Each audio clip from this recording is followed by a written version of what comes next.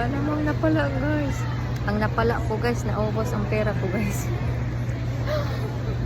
Wala na. Wala nang kapera-pera guys. Andito po ako sa airport.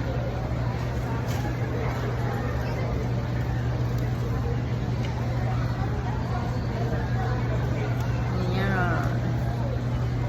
See you in Bohol again.